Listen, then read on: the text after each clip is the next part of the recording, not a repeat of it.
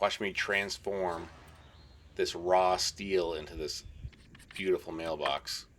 First, I need to mark and cut the sides of the mailbox. This is 3/16 steel, so fairly thick. I'm going to try this cut-off blade first and see how well it lasts. These make a little bit cleaner cut than abrasive blades. Those cut-off blades end up not lasting very long, so I had to switch to the abrasive blade. If you have a metal cutting blade that works, let me know. I'm definitely looking for that. But as you can see, this piece of steel is fairly heavy. Making the second cut for the other side of the mailbox and using a log to prop it up off the ground so I can cut it. But no matter what you do, this is quite a bit of work. It takes quite a while. I burned through a ton of abrasive discs doing it this way, but I don't have a better option at the moment. We'll speed up the video a little bit faster here, but here I'm going to cut the top of the mailbox, and there's a little bit middle shelf there where the mail goes into. I'll make that cut too. This right here, this mark right here will be the front and the back of the mailbox. I used a lot thinner steel to try to keep the weight down on the mailbox. So here's the initial layout. I'm going to lay down on the side, put the top on right here, take some measurements and get everything lined up, make sure everything's square and perpendicular, and start laying some tacks down. Again, checking measurements constantly, because you know things get out of hand if you don't measure a billion times during your project. Making the mark right here for this middle shelf, this is where the mail will sit in. It's right about here. I'm wondering why I use 3/16 steel for this mailbox, because man, the thing is getting heavy quickly.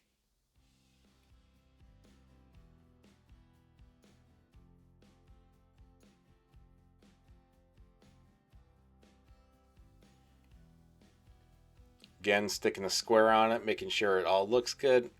Close enough. Lay some tacks in there, get everything to stay in place. Melt a little steel. Definitely want to make sure this shelf is 90 degrees to the corners. Otherwise the mail in the door wouldn't sit in there properly. And I'm sure the customer would not appreciate that. Having a crooked mailbox and all. Cut it too short again. I'm always coming up short for some reason.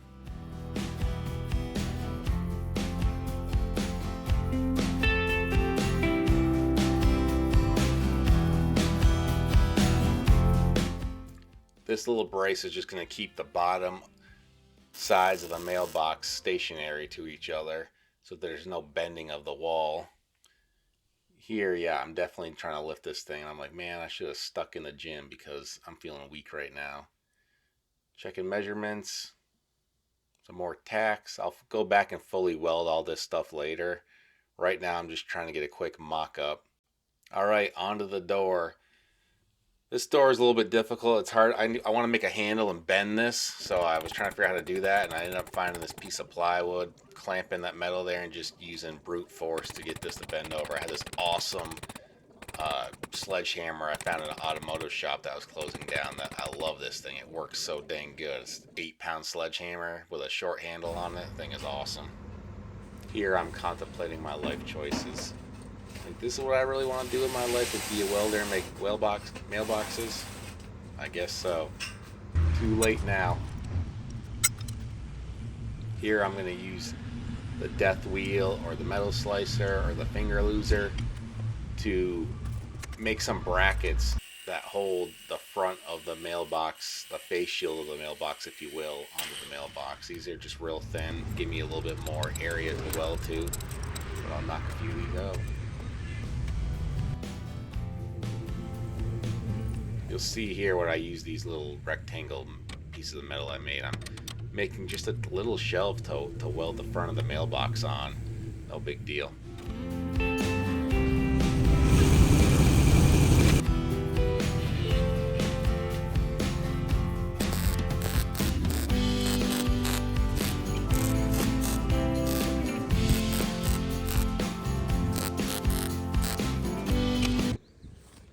I'm using that same piece of plywood I used to bend the door to bend the front and rear molding of the mailbox.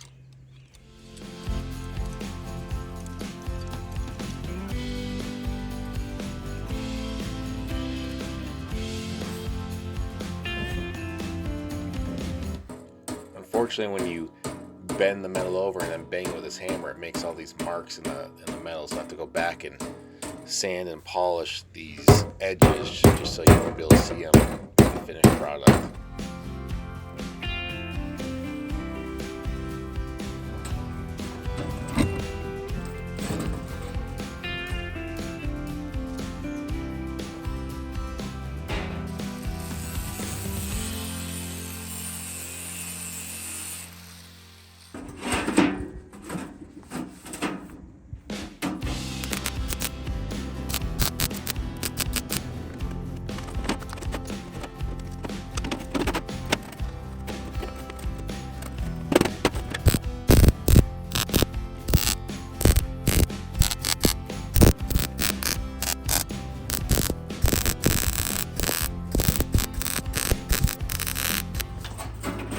Install the cover for the final time, and now it's time to get back and start welding up the rest of the mailbox.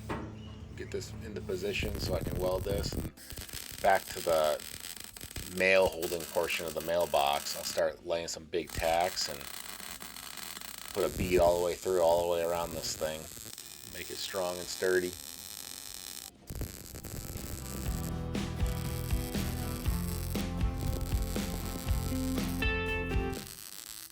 I was actually having a ton of fun laying these beads. I really enjoy the process of welding.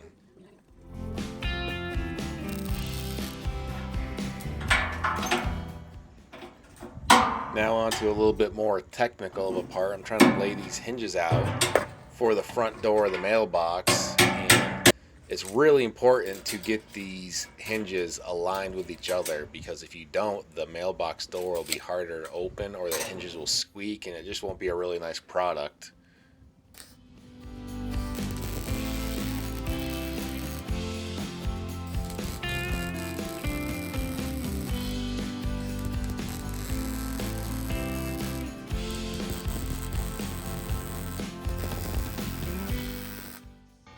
Time to put the door in place and see what it looks like. Line it up pretty well. I wanted the edges to be real tight so no water could intrude into the mailbox portion of the area. Checking the hinges, making sure the door opens. Everything looks pretty good. Time to move on to the next part, where we stick some magnets in here to hold this door closed when it's in the closed position. Right now I'm just kind of figuring out where exactly I want those magnets to sit, because I want that handle where my fingers were at to be flush with the front of the mailbox.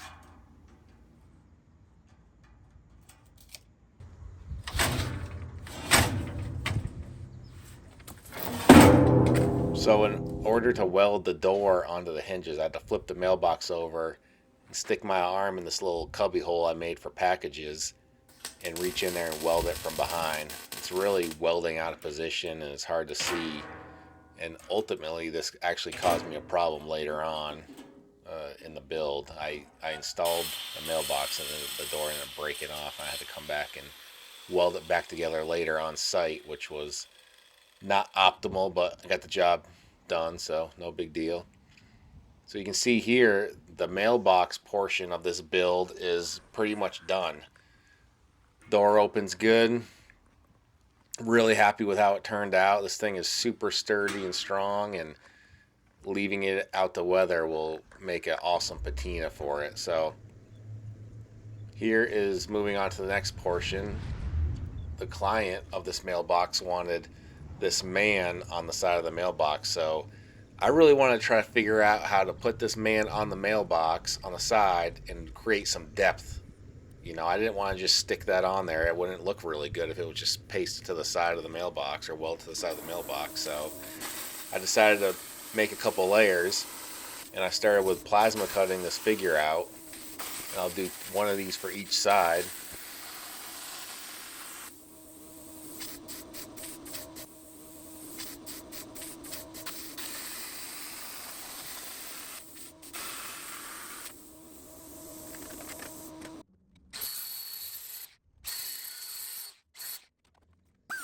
But just having this negative cut out wasn't really all I wanted. It wasn't to create enough depth, like I said earlier. So I decided to draw the man again and make all these little holes. And this piece of steel will actually go behind the negative that I cut out and just give it a little bit more texture. I think look really cool.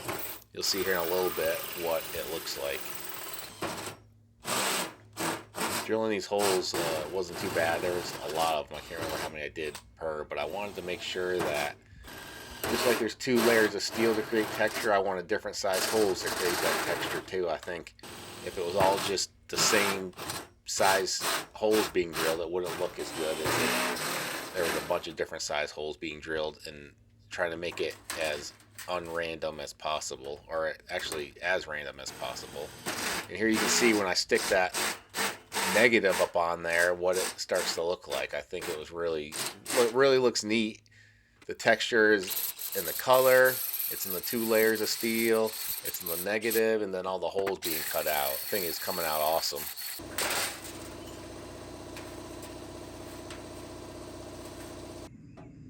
I got these new air chuck fittings from Harbor Freight. They have a rubber gasket on the inside. I don't know if you can see that. They work wicked good.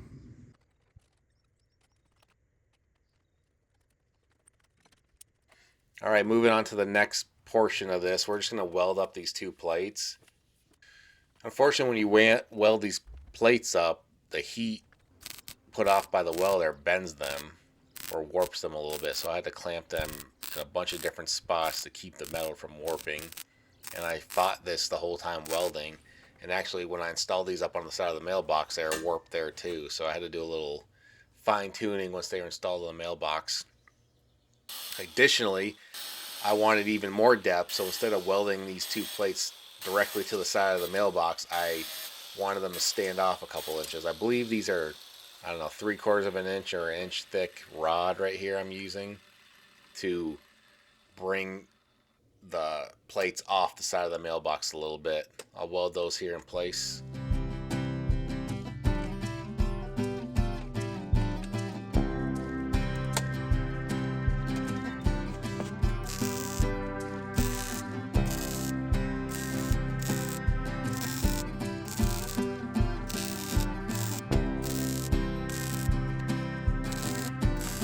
So all welded up, and now let's put it inside the mailbox and kind of place it and see where we think it's going to go. As you can see, this is coming out really cool. It gives the mailbox a ton of texture. I thought about lighting it from behind, but I decided that was going to be a little much for this project. But after getting it all centered, I welded it up, and I think it's coming out great. Let me know what you think in the comments.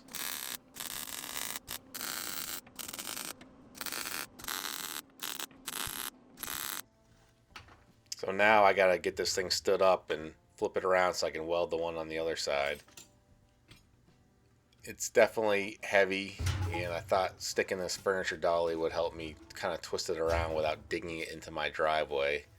But in the end, it didn't work. So I ended up just having to bite the bullet and spin this thing around on this 4x4, and ended up working out all right. But it's a lot more difficult than I thought it was going to be.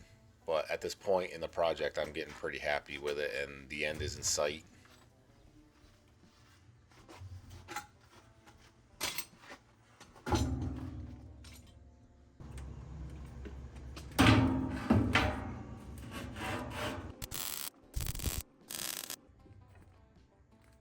So, fully welded, let's stand this thing up and see what it looks like. This is the first mailbox I've actually ever done, so I think it came out great. This is me at the customer's house. I'm getting ready for the install. Now, this mailbox is just heavy enough where I was really unsure of how I was going to get it out of my truck and in place. You can see right here in this part of the video that there's, 2-foot sections of rebar I was actually using for spikes to keep it placed in the ground. So I ended up backing my truck as close as I could to the location of where the mailbox was going to go.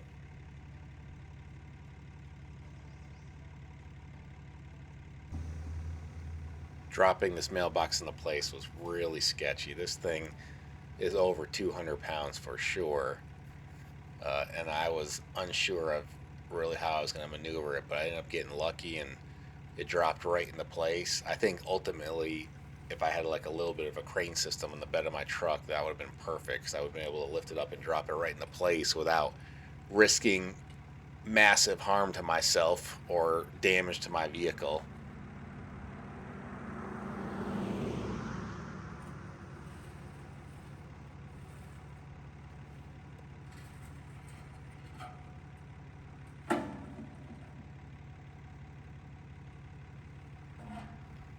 Here you can see me using some of that big boy body weight to get the mailbox put into position. Those rebar spikes are going to hold it in place, and the side of the road here has got some really dense material.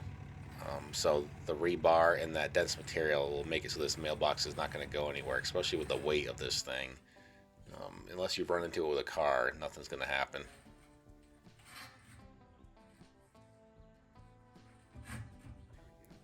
So here it is, all put into place. Everything works right. I'm going to do a little finish work around the base of the mailbox, but here it is, fully installed. Let me know what you think. I think it came out great. Appreciate you watching the video.